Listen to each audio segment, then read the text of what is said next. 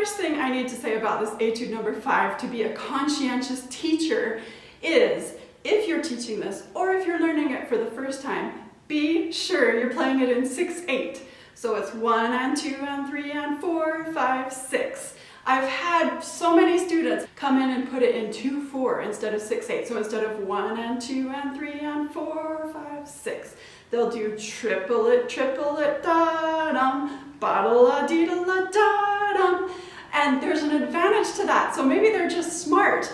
The advantage is if you make the last big beat of the 6/8, instead of a quarter note, a 16th note, a 16th rest. If you kind of change it to 2/4 and you've got an 8th note, a 16th note, a 16th rest, it gives you more time to breathe because that last 16th rest is a bigger proportion of the beat when it's only subdivided into 2 8th notes instead of 3. So da-da-la-da-da-la-dee-da, doodle-a-doodle-a-dee-da, da-da-la-da-da-la-dee-da feels so much easier to breathe than da-da-la-da-la-da-da, da-da-la-da-da-da-da. So maybe you are doing it just right yourself, but if you're teaching, watch out for that with your students, and if you're a student learning this, just watch out that it is 6/8, not 2/4. When you get to the bottom of the first page, you get to the allegretto.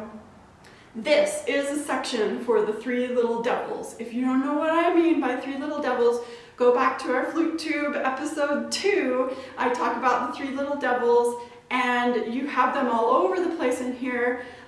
Shortcut, it's your first finger here and your 2 pinkies. You have all these Ds, and I make my students lift their first finger for all the Ds. The reason is, when they're not lifting their finger, I always hear it first, and then I look and I verify that their finger's not coming up, so we can hear it. So be sure you're lifting your first finger. You do have some A flats, so you want to coordinate this finger.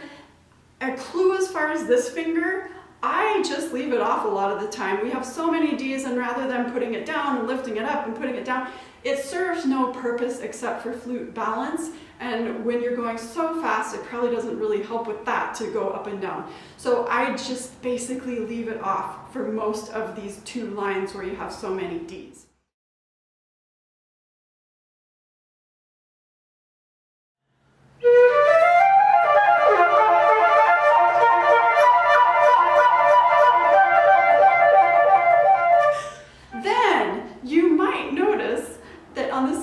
Especially, I go a bit rogue with the breathing. This is in honor of a viewer who pointed out that we have all these marked breaths at the end of measures, but you could breathe after the downbeat of the next measure. There are disadvantages and advantages to both, but yes, I think it works either way very often, and it depends on how you want to phrase. So in honor of that viewer and in honor of the fact that this is so fast and frantic, I did shift a lot of breaths to after downbeats, and I kept some on the bar line. You can see what you think about that, and I think it's totally fair game to shift breaths around based on your own preferences and also your speed, tempo, what's going to work best for getting your breaths. This is another Etude from Altès that sometimes is just marked ridiculously fast. Not all of it, but a couple sections of it. I would say if you're practicing your chords, your arpeggios, your major and minor 7th chords, things like that, this is your reward. Because even though this is marked so fast, it's very predictable finger patterns if you've been practicing those things.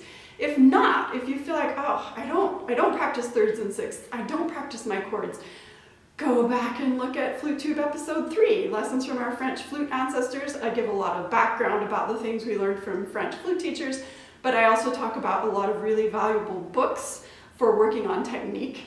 And you should have these things just solidly in your fingers so that when you come to something like this Etude, you reap your just rewards. You can go really fast because you're a flute player. We're so lucky to have so much facility, and you still have to practice hard, but if you put in your practice, it's really fun how fast we can go.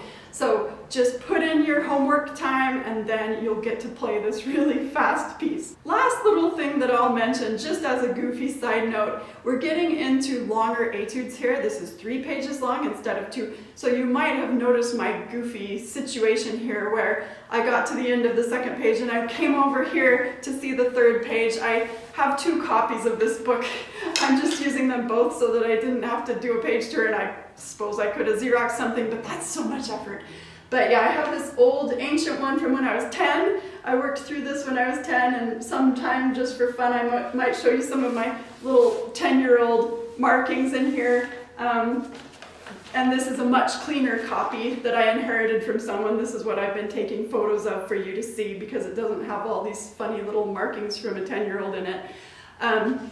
But we are getting into longer etudes, so endurance becomes more of a factor, and how you're going to deal with breath becomes more of a factor, because if you deal with breath right, you won't wear yourself out nearly as quickly if you keep breathing deep and relaxing and playing from as low down as possible. Think of playing from your toes.